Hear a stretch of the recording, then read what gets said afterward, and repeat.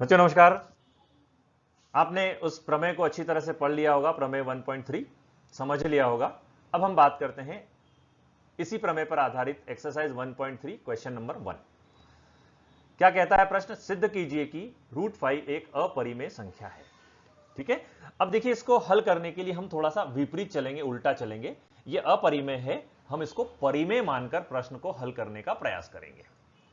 इस प्रश्न को हल करने के लिए हम विपरीत मानकर चलेंगे, अर्थात हम मानेंगे कि √5 एक परिमेय संख्या है। सबसे पहली लाइन तो यह समझ लीजिए कि आपको अपरिमेय संख्या सिद्ध करनी है, लेकिन आप इसको मानकर चल रहे हैं कि यह परिमेय संख्या है। आपने परिमेय संख्या को बहुत अच्छी तरह से पूर्व में पढ़ा है। परिमेय संख्या किसको कहते हैं? जिस संख्या को हम P/Q के रूप में व्यक्त कर सकते हैं और जिसमें Q जो है वो शून्य के बराबर नहीं होना चाहिए। ओके, तो हम परिमेय संख्या को P/Q के रूप में व्यक्त कर सकते हैं, जहां P व Q दो पूर्णांक हैं और Q is not equal to 0 है। ठीक है, तो ये परिमेय संख्या हो गई। हमने किसको परिमेय संख्या माना है? बताइए भाई, हमने किसको परिमेय संख्या माना है? बोलिए जल्दी से, हमने किसको परिमेय संख्या माना है? हमने परिमेय संख्या इस √5 को माना है। माना है हमने इस √5 को परिमेय संख्या। तो हम क्या करेंगे, इस √5 को इस परिमेय संख्या के रूप के इक्वल लिख देंगे। किसके इक्वल लिख देंगे? P/Q के इक्वल हम इसको लिख देंगे। ठीक है, हम इसको P/Q के इक्वल लिखते हैं। तो हमने लिखा √5 इज इक्वल टू कितना हो गया? P/Q हो गया। क्लियर?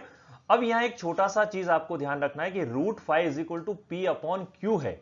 ठीक है, अब हमें क्या करना है, ये जो P/Q है इसको हम काट सकते हैं। कोई भी अभाज्य गुणनखंड लेकर इन दोनों को एक ही अभाज्य संख्या से इसको काटा जा सकता है। जब इसको किसी अभाज्य संख्या से हम काट देंगे तो हमारे पास यहां पर दो नए संख्याएं मिल जाएगी।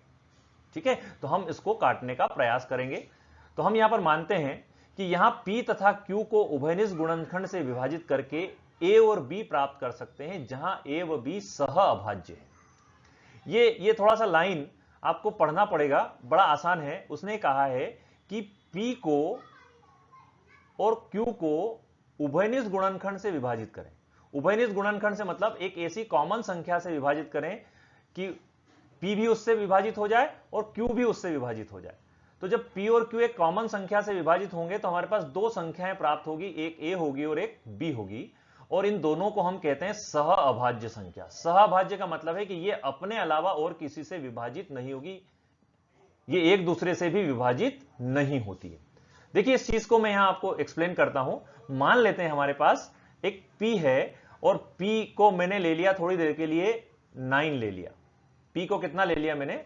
9 ले लिया, और Q को मैंने ले लिया 6। ले सकता हूं ना? P को मैंने 9 मान लिया, ये P मैंने ले लिया यहां पर 9 और Q को मैंने ले लिया यहां पर 6। ओके, अब देखिए P और Q तो ये दो संख्याएं हो गई, दो पूर्णांक हो गए। Q is not equal to 0 हो गया। अब यहां पर क्या करना है आपको, इसने कहा है कि P और Q को उभयनिष्ठ गुणनखंड से विभाजित करें। तो देखिए मैं इसको क्या करता हूं, मैं इसका उभयनिष्ठ गुणनखंड से विभाजित करता हूं। मतलब इसके गुणनखंड अगर मैं निकालूंगा तो यह आएगा 3 गुणित 3, और जब इसके गुणनखंड करूंगा तो मैं आएगा 3 गुणित 2 आ गया। अब इन दोनों में उभयनिष्ठ गुणनखंड कौन हो गया? 3 हो गया। तो मैं ये उभयनिष्ठ गुणनखंड से इसको काट देता हूं, ये दोनों उभयनिष्ठ गुणनखंड कैंसिल हो जाएंगे। जब ये उभयनिष्ठ गुणनखंड कैंसिल हो गए तो कितना बचा? 3/2 बचा। अब ये जो 3/2 है, मतलब 3 और 2 है, यहां पर 3 को मैं मान रहा हूं A और 2 को मैं मान रहा हूं B, और ये दोनों जो है ये क्या है? सह अभाज्य है। मतलब हम किसी भी परिमेय संख्या को उभयनिष्ठ गुणनखंड से विभाजित करके दो A और B संख्याएं प्राप्त कर सकते हैं, जो क्या कहलाएगी? सह अभाज्य कहलाएगी। तो यहां पर जो सह अभाज्य है इस एग्जांपल में वो एक 3 आया और एक 2 आया। इसको आप दिमाग में रखिएगा, इस लाइन का मतलब ये होता है। ओके, चलिए तो हमारे पास क्या आ गया? सह अभाज्य आ गए A और B। मतलब ये हो गया कि यदि हम इन दोनों को काटें, किस किस को काट रहे हैं हम? P/Q को यदि हम काट रहे हैं, इस P/Q को अगर हम काटते हैं तो इसकी जगह हमारे पास A आएगा और इसकी जगह B आएगा। तो हम इसको लिख सकते हैं √5 is equal to A/B।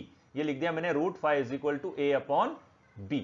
A क्या था? अब ये A आपका यहां से जो कटा हुआ था वो आ गया। B क्या था? ये यहां से जो कटा हुआ था ये आ गया, ये A/B आ गया। क्लियर?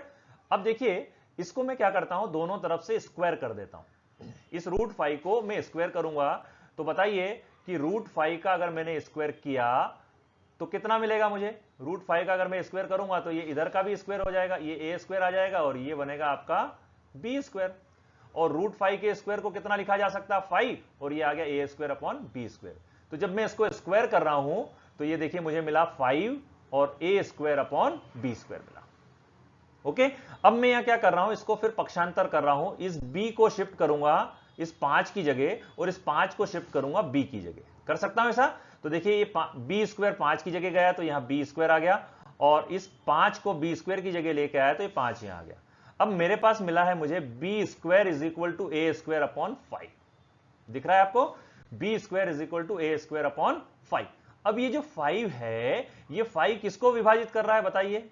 5 किसको विभाजित कर रहा है? ए स्क्वायर को विभाजित कर रहा है, सामने दिख रहा है। इस ए स्क्वायर के अपॉन में 5 है, मतलब ये 5 ए स्क्वायर को विभाजित कर रहा है। अभी हमने प्रमेय पढ़ा है कि यदि ये 5 ए स्क्वायर को विभाजित करेगा तो बताओ 5 किसको भी विभाजित करना चाहिए?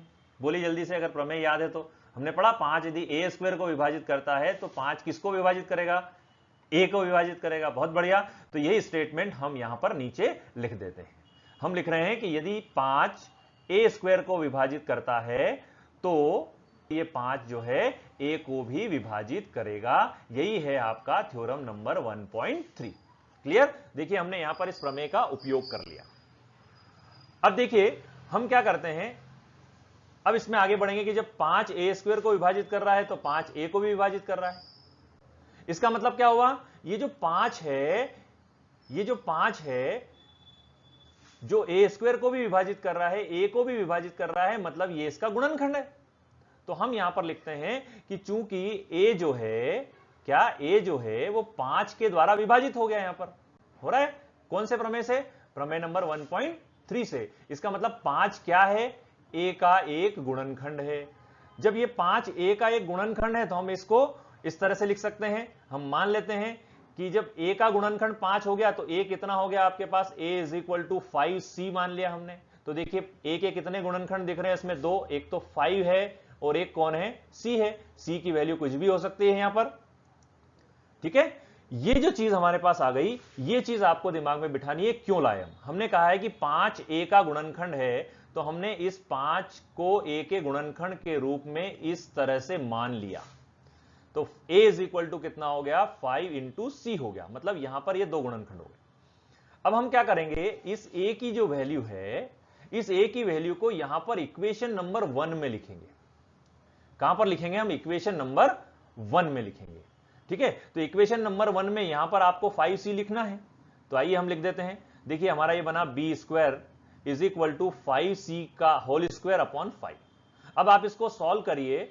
जब 5c का होल स्क्वायर है तो ये 5 क्या बनेगा? 25, और ये c क्या बनेगा? c स्क्वायर बनेगा।